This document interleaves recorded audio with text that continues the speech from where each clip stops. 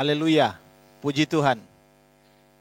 Kembali jumpa lagi dalam program pelayanan merenungkan kebenaran-kebenaran firman Tuhan. Kali ini saya akan membagikan renungan kebenaran firman Tuhan yang terambil dari Injil Yohanes pasal yang ke-14 tentang damai sejahtera. Ayat yang ke-27 berkata demikian. Damai sejahtera ku tinggalkan bagimu. Damai sejahtera-Ku kuberikan kepadamu. Dan apa yang kuberikan tidak seperti yang diberikan oleh dunia kepadamu. Janganlah gelisah dan gentar hatimu. Nah, ini adalah ungkapan dari Yesus Kristus soal damai sejahtera. Nah, melihat perkataan ini, memang ini sebuah ungkapan ya yang sungguh dicari oleh manusia. Damai sejahtera itu adalah hal yang diinginkan oleh setiap manusia. Setiap orang menginginkan damai sejahtera itu. Sehingga ada berbagai upaya, ada berbagai cara yang dilakukan oleh manusia untuk mendapatkan damai sejahtera itu. Mungkin ada beberapa orang melihat damai sejahtera itu dengan pergi ke tempat-tempat yang sepi, pergi ke pinggir-pinggir pantai dengan pemandangan yang indah, yang sejuk, atau ke gunung-gunung. Mereka pikir dengan tempat-tempat demikian bisa mendapatkan damai sejahtera. Atau mungkin ada orang yang menyendirikan dirinya, ya, pergi ke villa-villa, ya, menjauhi keramaian. Mungkin mereka bersaat teduh, ya. Atau mungkin mereka berpikir pergi berwisata, ya, ke tempat wisata-wisata yang memiliki tempat-tempat yang nyaman, ya, yang indah, yang menyenangkan. Mungkin mereka pikir mereka bisa mendapatkan damai sejahtera. Memang secara umum, saudara, damai sejahtera itu saya memberikan catatan seperti ini. Apa itu damai sejahtera? Nah, damai sejahtera itu yang pertama, yaitu sebuah keadaan yang tenang. Di mana keadaan itu tidak terdapat peperangan. Keadaan tenang itu tanpa ada perselisihan. Ini keadaan yang tenang. Ini secara umum manusia melihat bahwa keadaan seperti ini adalah sebuah keadaan yang bisa mendapatkan damai sejahtera. Yang kedua, apa itu damai sejahtera? Itu keadaan yang lega. Di mana dalam keadaan ini tidak ada masalah, tidak ada persoalan, tidak ada pergumulan hidup, tidak ada beban hidup. Keadaan yang lega, keadaan yang fresh. Orang tidak dibebani dengan pikiran-pikiran yang membuat frustasi. Nah, yang berikutnya, apa itu damai sejahtera? Yaitu keadaan yang makmur. Di mana semua kebutuhan hidup kita tercukupi. Nah, memang secara umum, orang melihat bahwa keadaan-keadaan seperti ini adalah sebuah keadaan yang bisa kita dapatkan damai sejahtera di dalamnya. Bahkan mungkin ada beberapa orang yang berkata, keadaan-keadaan seperti ini tadi, yaitu keadaan tenang, keadaan yang lega, ya, keadaan yang makmur, ini soal tempat mungkin. Atau mungkin persoalan ekonomi. Tapi apakah damai sejahtera itu bisa didapatkan dengan cara seperti tadi, ya, mencari tempat-tempat yang indah, yang menyenangkan, tempat-tempat yang membuat hati ini senang, refreshing, berwisata, atau mungkin didapatkan lewat usaha yang selalu berhasil, memiliki banyak pemasukan, income yang banyak sehingga segala kebutuhan terpenuhi. Tapi kalau kita membaca ayat tadi, ya, Tuhan Yesus bilang begini, damai sejahtera kutinggalkan bagimu, damai sejahteraku kuberikan kepadamu. Dari ayat ini sudah jelas, saudara, bahwa damai sejahtera itu adalah sebuah kasih karunia, sebuah pemberian. Dan itu kita tidak bisa dapat di tempat-tempat yang tadi saya sudah katakan. Damai sejahtera itu hanya merupakan karunia yang dikaruniakan Tuhan kepada manusia. Kenapa saya katakan, kenapa Yesus katakan bahwa damai sejahtera itu adalah sebuah karunia? Hanya dari Dialah kita bisa mendapatkan damai sejahtera itu.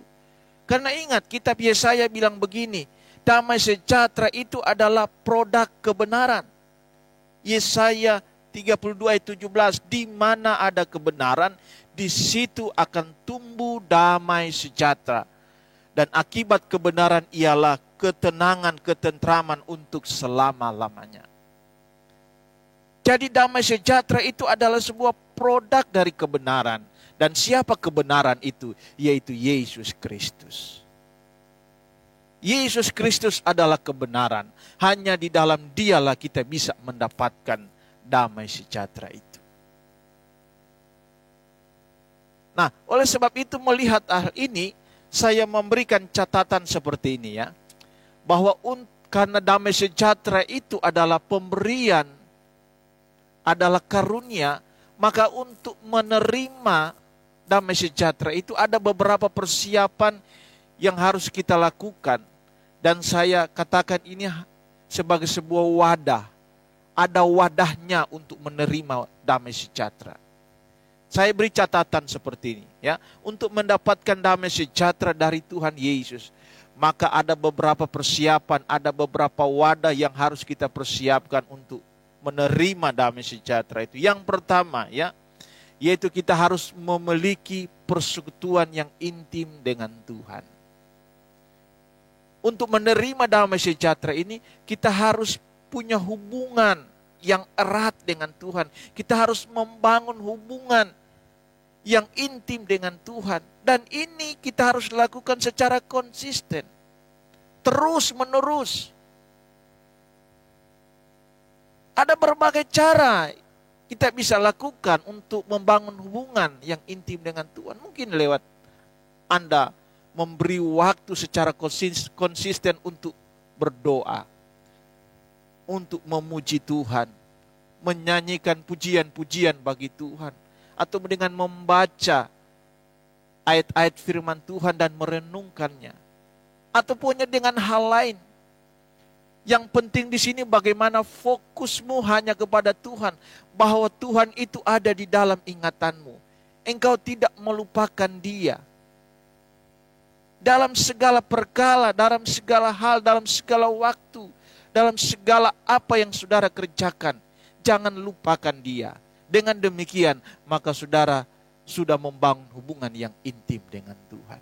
Yang kedua, untuk mempersiapkan wadah sebagai bagian dari kita menerima damai sejahtera itu, yaitu bagaimana kita menjaga hati kita dengan memiliki pikiran-pikiran Kristus.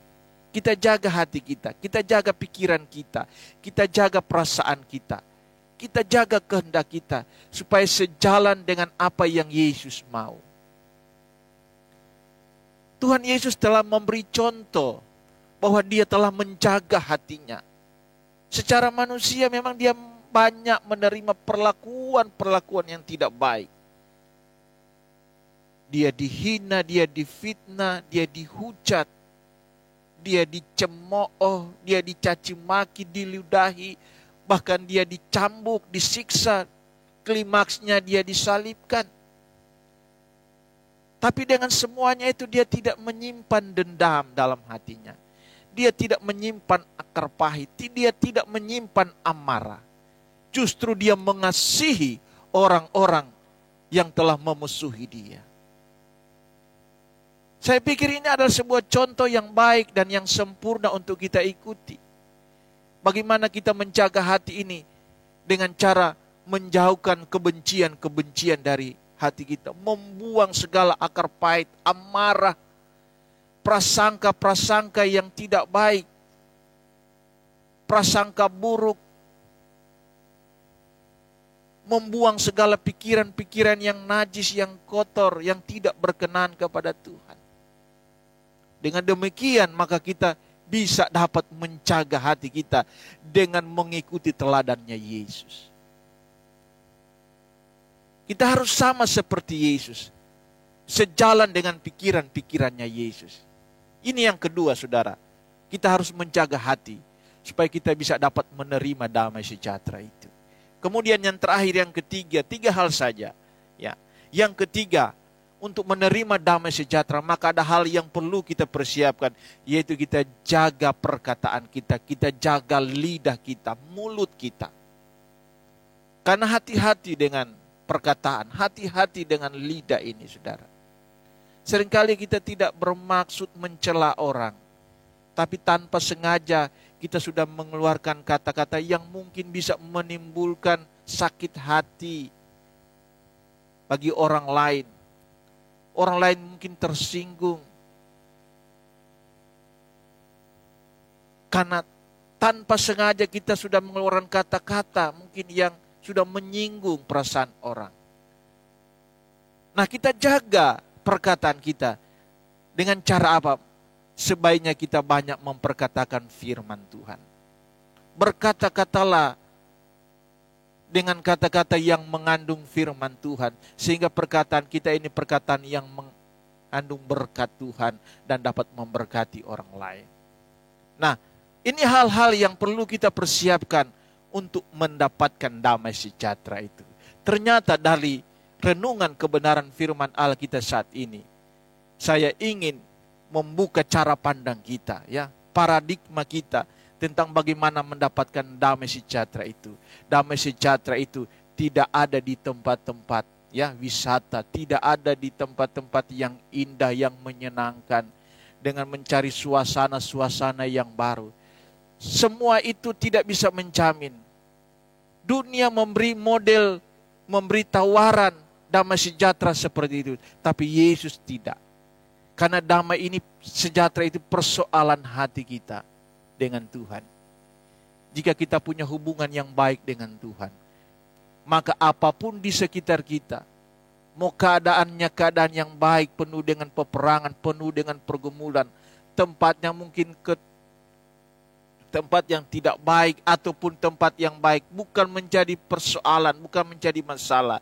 Yang penting keadaan hati kita adalah keadaan hati yang selalu memiliki hubungan dengan Tuhan, maka di sana kita akan mendapatkan damai sejahtera. Puji Tuhan, saya yakin dan saya percaya renungan kebenaran firman Tuhan pada kali ini dapat memberkati saudara-saudara sekalian. Tuhan Yesus memberkati kita semua. Haleluya.